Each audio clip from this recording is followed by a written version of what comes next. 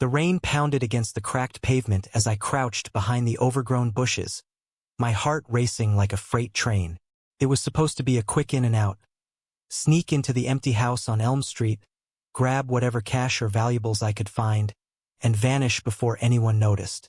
But as I jimmied the back door open with a shaky hand, the blare of sirens shattered the night, and suddenly blue lights flooded the yard, pinning me like a deer in headlights. I froze, my mind screaming to run, but my legs wouldn't budge. The cop burst through the gate, gun drawn, his voice booming over the storm. "Hands up! Don't move!" I raised my arms slowly, expecting the cold snap of handcuffs and the end of my stupid plan. Instead, as he approached, his face twisted in something that wasn't anger, desperation. Maybe? He lowered his weapon just a fraction, glancing over his shoulder as if he were the one being hunted. "Wait!" he whispered urgently, his eyes locking onto mine. "I need your help." His name was Officer Ryan Caldwell, a broad-shouldered man in his late 20s with sharp features softened by exhaustion. I learned that later, but in that moment, all I could think was how insane this was. Me, Alex Rivera, a 24-year-old drifter with a record longer than my resume, being asked for help by the very guy who should be arresting me. "Help? You're kidding, right?" I stammered, rain dripping down my face. He shook his head, holstering his gun with trembling hands. "My partner's inside. He's hurt. Bad. I can't call it in. Not like this." The house wasn't empty after all. Ryan led me inside, his uniform soaked, and there, in the living room, slumped against the couch was another man, blood staining his shirt from a gash on his side. "This is Mike," Ryan said, his voice cracking. "My boyfriend. We were arguing, things got out of hand." He slipped, hit the coffee table. "If the department finds out about us." He trailed off, but I got it. Small-town America, conservative precinct. Being gay on the force could end his career or worse. I wasn't a hero. Hell, I was breaking in because I hadn't eaten in 2 days, crashing on friends' couches since my family kicked me out for coming out. But something in Ryan's eyes, the raw fear, mirrored my own past. "Fine," I muttered, rolling up my sleeves. "But if this goes south, I'm ghosting." We worked together, me applying pressure to the wound while Ryan fetched a first aid kit. Mike groaned, coming to, and for a tense hour we patched him up as best we could without a hospital. As the storm eased, Ryan sat back, wiping sweat from his brow. "Why were you breaking in?" he asked, not accusatory, just curious. I shrugged. "Life's not kind to guys like me. No job, no family. Figured an empty house was fair game." He nodded, a sad smile flickering. "Yeah, well, life's not kind to anyone hiding who they are." Mike stirred, mumbling thanks, and Ryan helped him to bed upstairs. When he came back down, he offered me a dry shirt and a sandwich from the fridge. "You saved us tonight, Alex. I owe you." I should have left then, but I didn't. We talked through the night, about his double life, pretending to date women at department barbecues while sneaking moments with Mike. About my own struggles, bouncing from foster homes after my parents called me an abomination. There was a spark, unspoken, in the way our eyes met. But Mike was there and Ryan was committed. Or so I thought. The next morning, I slipped out before dawn, but Ryan caught me at the door. "Hey, take this." He pressed a card into my hand, his number. "If you need anything." I nodded, pocketing it, and vanished into the misty streets of suburban Chicago. Little did I know, that night was just the beginning of a tangled web that would pull us both under. Days blurred into a haze of odd jobs and park benches. I tried to forget Ryan, but his plea echoed in my mind. Then, my phone buzzed. A text from an unknown number. "It's Ryan. Mike Stable, thanks to you. Meet for coffee? Repay the favor." Against my better judgment, I went. We met at a dingy diner on the outskirts, away from prying eyes. Ryan looked different out of uniform, jeans and a hoodie, his guard down. "I can't stop thinking about that night," he admitted over steaming mugs. "You didn't have to help." "Maybe I saw myself in you," I said. "Hiding. Always looking over your shoulder." He leaned in, voice low. Mike and I, it's complicated. We've been together 5 years, but lately, it's like we're roommates. The job stresses me out, and he doesn't get it. I listened as he poured out his frustrations, the homophobic jokes at work, the fear of being outed. It felt good to connect, like finding a kindred spirit in the chaos. But as weeks passed, our meetings grew frequent. Coffee turned to late-night drives, sharing stories under the city lights. Ryan opened up about his conservative family, how he joined the force to make his dad proud. Burying his sexuality deep, I shared my dreams of art school, derailed by rejection and poverty. There was chemistry, undeniable, but guilt hung over us like a shadow. Mike was recovering, oblivious to our growing bond. One evening, as we sat in his car overlooking the lake, Ryan turned to me. "Alex, I feel alive with you. Like I don't have to pretend." My heart pounded. "What about Mike?" He sighed.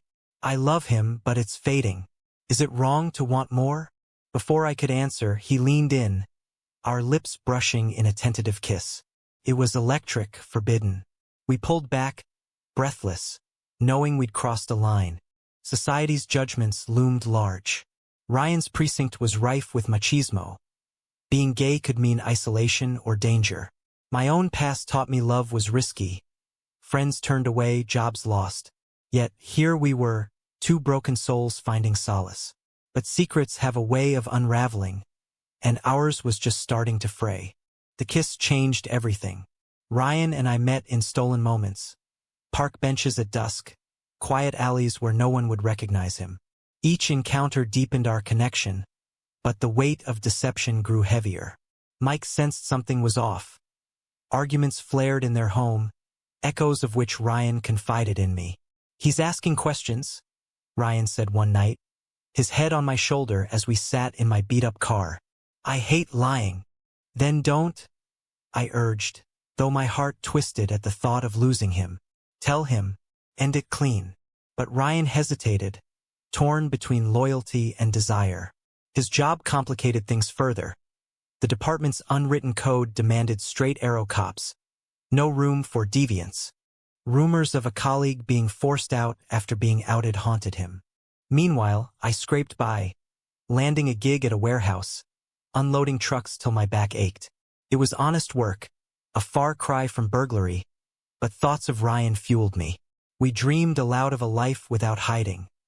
Maybe moving to a bigger city, where acceptance was the norm. But reality intruded. One day, as I clocked out, my boss pulled me aside. "Rivera, you got a visitor." There stood Mike, arms crossed, eyes narrowed. "How'd you find me?" I asked, feigning ignorance. He stepped closer. "Ryan talks in his sleep. Mentioned your name." My stomach dropped. "Look, man, it's not what you think." But it was. Mike's face crumpled. "He's pulling away. If it's you, just know he's got a good thing here. Don't ruin it." He left without another word, leaving me reeling. That night I confronted Ryan. "Mike knows something. This has to stop." Ryan paced his apartment. Mike was out with friends. "I can't just leave him. He's been there through everything." Tears welled in his eyes. "But with you, Alex, it's different. Real." We argued, voices rising, until he pulled me into a hug. "Give me time." I nodded, but doubt crept in. Was I the villain here, breaking up a relationship? Social pressures mounted. At work, Ryan overheard colleagues mocking a gay pride event downtown. "Those freaks parading around," one said. Ryan stayed silent, but it ate at him. He confided in me about his family. A stern father, a devout mother, who'd disown him if they knew. "They think Mike's just a roommate," he laughed bitterly. My own scars resurfaced. Memories of my parents' rejection fueled my empathy, but also my impatience. Then came the incident that escalated everything. Ryan responded to a domestic call, a gay couple in a heated fight. One partner accused the other of abuse, but the responding officers dismissed it as lovers' quarrel. Ryan intervened, advocating for proper procedure, but his superior pulled him aside. "Don't get soft on me, Caldwell. We handle real crimes." It shook him, highlighting the bigotry in his world. That night, He showed up at my door, distraught. I can't do this anymore. The hiding, the hate. We talked till dawn, our bond strengthening amid the turmoil. But Mike wasn't done. He started following Ryan, piecing together our meetings. One evening, as Ryan and I walked hand in hand in a secluded park, Mike confronted us. "So this is it?" he yelled, face red with betrayal. Ryan stepped forward. "Mike, I'm sorry. I should have told you sooner." Mike's eyes flashed to me. "You stole him." I held up my hands. "It wasn't like that." But words failed. Mike stormed off, threatening to expose Ryan if he left. The ultimatum hung like a noose: stay with Mike or risk his career. We navigated the fallout carefully. Ryan filed for a transfer, hoping distance would help, but the precinct gossip mill churned. Colleagues whispered about his weird behavior. I supported him, but my own life frayed. Friends warned me about dating a cop, especially one in the closet. "It's toxic, Alex. You'll get hurt." Yet, love persisted. In quiet moments, Ryan's vulnerability shone, recounting childhood dreams crushed by expectations. I shared my art, sketches of us together, symbols of hope. But controversy brewed. Mike, bitter, spread rumors online anonymously, hinting at Ryan's sexuality. It sparked debates in local forums. Should gay cops be out? Is hiding dishonest? Ryan faced a choice: come clean or lose everything. One night, as we lay entwined on my couch, he whispered, "I choose you, Alex. No more hiding." It was a turning point, but the storm was far from over. Coming out wasn't a grand announcement.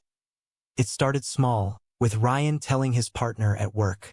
"I'm gay," he said during a shift break, voice steady despite the fear.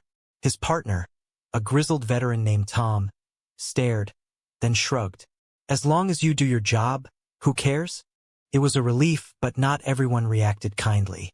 Whispers turned to jabs.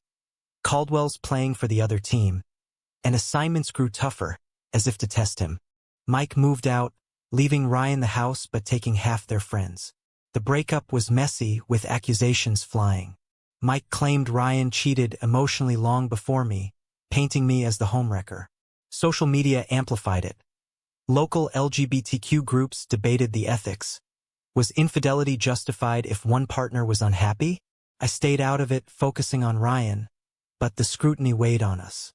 My warehouse job offered stability, and I enrolled in community college art classes, inspired by Ryan's encouragement. "You're talented, Alex. Don't waste it." We built a routine: dinners at home, walks with his dog, simple joys amid chaos. But family loomed. Ryan's parents visited unannounced, expecting the roommate setup. "Where's Mike?" his mother asked, eyeing the empty spare room. Ryan took a breath. "Mom, Dad, sit down." He came out to them, hands clasped in mine for support. His father exploded. "This is a phase. The Force made you soft." His mother cried, quoting Bible verses about sin. They left in a huff, disowning him on the spot. Ryan crumpled, sobbing in my arms. I knew it would hurt, but not like this. The rejection fueled his resolve. He joined a support group for LGBTQ officers, finding camaraderie. But controversy struck when a local news story broke. Out cop faces backlash in conservative town. It stemmed from Mike's tips to a reporter, detailing our affair. Public opinion split. Some praised Ryan's bravery. Others called for his resignation, citing moral decay in law enforcement. Protests formed outside the precinct, signs reading, "Protect our families," clashing with rainbow flags.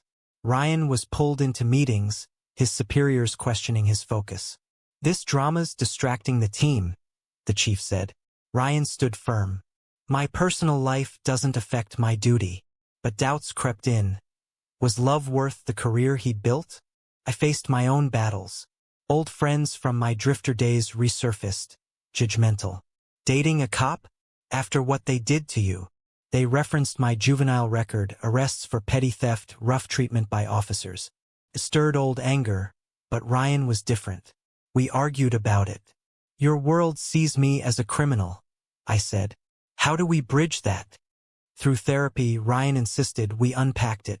Sessions revealed my trust issues, his fear of abandonment. It deepened our bond, but external pressures mounted. A viral post accused Ryan of favoritism, claiming he let me off for the break-in.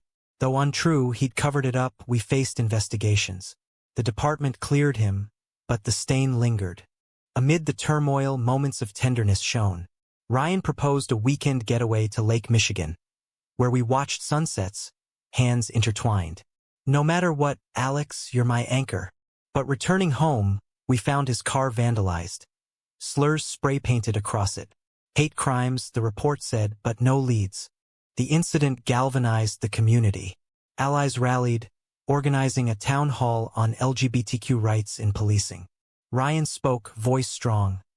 Hiding who I am made me a worse cop. Authenticity saves lives. Applause mixed with boos, sparking heated debates. Was forcing acceptance progressive or intrusive? As tensions peaked, Ryan received a promotion offer in a more liberal city. It's a fresh start, he said excitedly, but it meant uprooting my life. What about my classes? My job? We weighed pros and cons, love versus stability.